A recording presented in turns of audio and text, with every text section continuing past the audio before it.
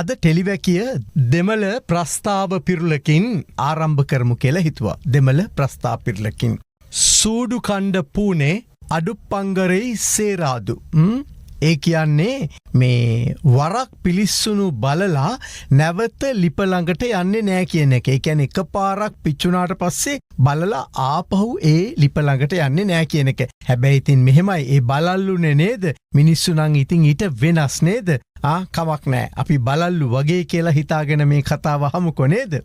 මෙහෙම මේ විදිහට මේ ප්‍රස්ථාපිරල මතක් වුණේ දැන් අර කැරම් බෝඩ් දාම් බෝඩ් බෙදපු රජයේ දීපල කෝටි ගණන් අවභාවිත කළ අය හිරේ ගියානේ නේද?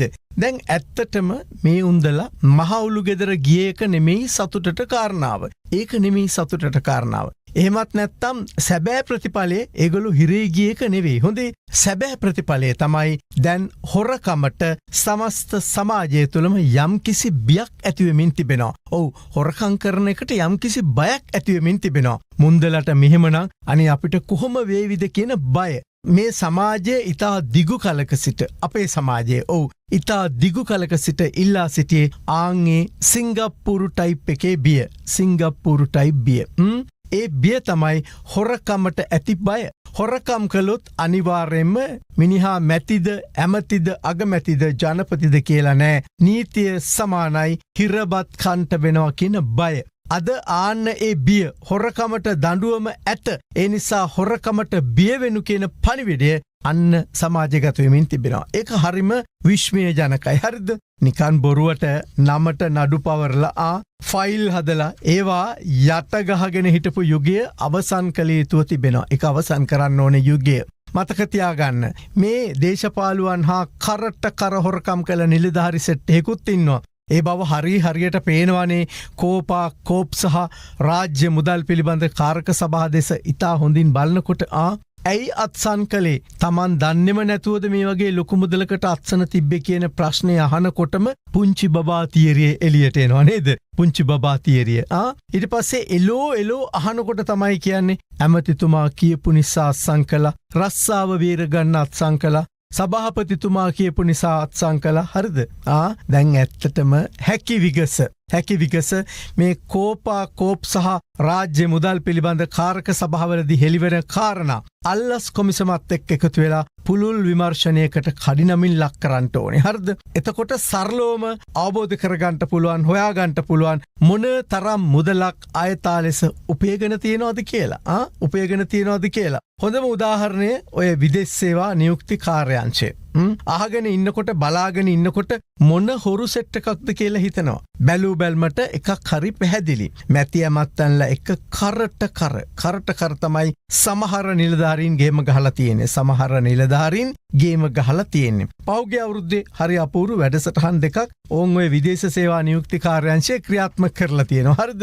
කිසිම වාර්ෂික වැඩසටහනක් ඇතුලේ තිබුණේ නැති අලුත්ම පාරටම රට විරුවන්ට සහන සලසන ව්‍යාපෘති දෙකක් එළියට ඇවිල්ලා. හරිද? මාර ව්‍යාපෘති ඒවා. කිසිම සැලැස්මක් තිබිලා නැහැ. ව්‍යාපෘති දෙක ආරම්භ කරලා තියෙන්නේ කැබිනට් අනුමැතියක් නැතුව. හරිද?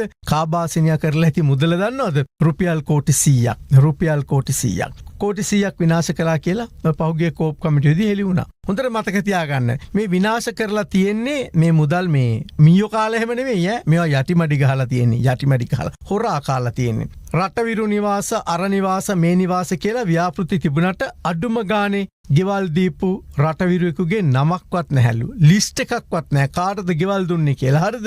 කී දෙනෙකුට දීලා තියනවද කියලාත් නැහැ. ඒකෙන්ම තේරුම් ගන්නකො මේ අන්ත දූෂිත ගේම් නෙමේවා නේද? අන්ත දූෂිත ගනුදෙනු. හරිද? මේ තාක් කිසිදු බයක් මේ වගේ ජරා වංචනික වැඩවලට තිබුණේ නැහැ. දැන් තමයි ඒක ඇති වෙගෙන එන්නේ. ඒ නිසා තමයි මේ ජනතා බදු මුදල් ඔබෙත් මගෙත් අපේ දරුවන්ගෙත් උපදින ඉන්න දරුවන්ගෙත් මුදල් මේ විදිහට හොරා කාලා බය නැතුව ඔය හොරු පහුගිය කාලේ සැපවින්දේ. දැන් ඔබටත් මටත් විශාල වගකීමක් තියෙනවා. මොකද්ද ඒ වගකීම? ගමේ බලයත් දැන් ස්ථාපිත වෙමින් තිබෙන්නේ නේද? ගමේ බලයත් ස්ථාපිත වෙමින් තියෙන්නේ. අපි අපේ පාට තොප්පිය ගලවමු. හරිද? පාට තොප්පිය ගලවලා අපි මේ පළාත් පාලන ඇතුලෙන් පාලම් බෝක්කුවෙන් තාරපාරෙන් ගහපු හොරා කාපු සිස්ටම් එක නතර කරන්න ඕනේ. ඇත්තම ගත්තොත් එහෙම ඔය පහුගිය කාලේ බෝක්කු පාරවල් තාර දාන්න හරිද වියදම් කළ මහා ධනස්කන්ධය ගත්තහම අපේ මේ ගම්වල පාරවල් තියෙනවනේ ඇමරිකාව වගේ හරිද? ඕ ඇමරිකාව වගේ. අපි මේ පාරෙන් පාලමෙන් බෝක්කුවෙන් ගහන සිස්ටම් එක නතර කරගන්න ඕනේ. පළාත් පාලන ආයතනයේ බලය මාලිමාවටද විපක්ෂයටද කාටද කියන එක ස්වාධීනද අදාළ නැහැ. ගමක් හැටියට ඡන්දයෙන් පසු වගකීම. ආන්ගේ වගකීම ඉෂ්ට කරන්න ලෑස්තිෙන්න ඕනේ. දැන් මේ පළාත් පාලන ආයතනවල බලය පිහිටුවීමත් එක්ක ඔබේ ඡන්ද බලයත් එකතු කරන්න. සුපරීක්ෂාකාරී කමිටුවක් හදාගන්න.